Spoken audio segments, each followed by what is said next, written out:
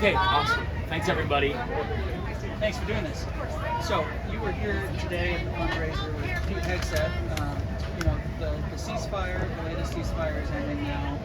He's asking for more funding to continue with the efforts of the war. Did you talk to him? What did you tell him about how to get the war ended and the mission's objectives completed? Well, first let me say I support our war fighters in this mission, and I make sure that our islands who are fighting, anyone who's fighting, is resourced properly and has what they need.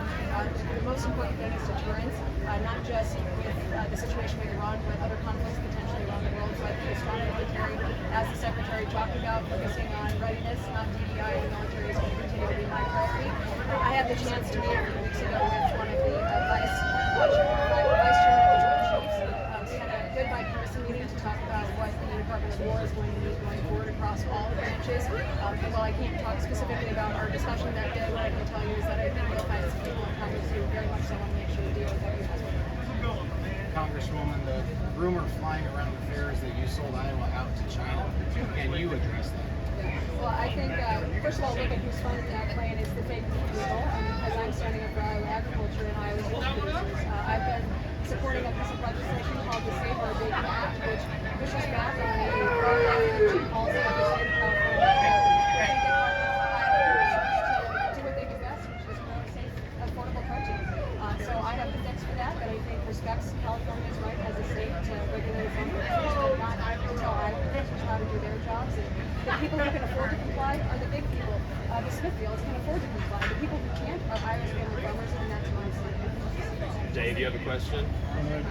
Stephen was talking about the war effort funding. When you look at potentially $1.5 trillion, what do you say to folks who are already looking at how much the debt keeps going up? We're just about hitting 40. And this would clearly add maybe another 2 a year to it, or whatever it's going to be. Although they might be 40, so maybe it's okay. What do you say to people who think the party has kind of lost all fiscal control? Well, I would say both parties are to blame for where we are right now in terms of government spending. I voted against $6 trillion in spending in my first 2 years in Congress. It's unfortunate we are where we are, and I have a record on the Appropriations Committee of working to cut spending wherever we can, discretionary spending. I think we need to make sure we're funding what we need to fund, which in my mind would be making sure we defend our country and defend our land as we continue to Hey, do you have a question back there? The U.S. trade rep was here this week and was talking about tariffs and said the tariffs on China are just going to happen regardless of who is president. Do you agree? Well, Biden left them in place when he became president. I think we need to take China at what they're doing, not by what they're saying. And I'm encouraged by President Xi coming back to visit with President Trump, it sounds like in September, to have a further conversation. But I can tell you this, there were no new trade deals under President Biden. What we talked about with Jameson Greer was the unleashing of opportunity for American producers, specifically here in Iowa. Some of the wins involved new ethanol export capabilities. Ethanol exports are up significantly. I think it was 10% last year, over 20% this year. We're also exporting more distillers grains to markets in Asia. So we have a lot of wins that we need to be talking about because they help our producers. The other thing that I will continue to do as I was next U.S. Senator is make sure we're supporting getting the farm bill across the finish line with a number of our priorities that help with input costs, fertilizer costs. We keep hearing are one of the #1 drivers for our farmers if they're concerned.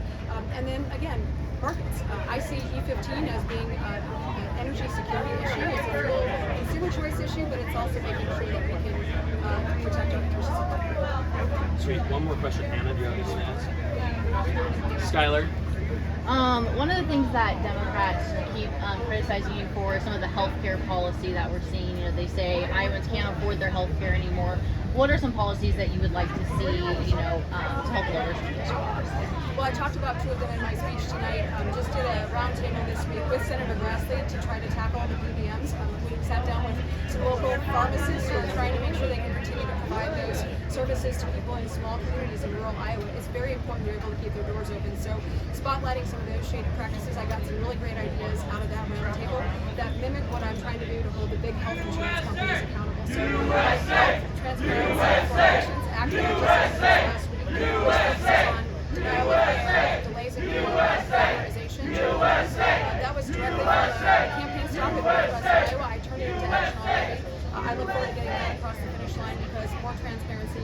more accountability, and that equals better sharing. Excellent. Thank you so much, everyone, for covering. And we are. Make a model of that famous minivan. Toyota Sienna. The last one I drove to 200+ thousand miles, and that was a town and country. They don't make E85 minivans anymore, so that's the problem. I would put ethanol in my Toyota, but the E85. Gotcha. Thanks. That's why I'm working on it. Thank you, everybody.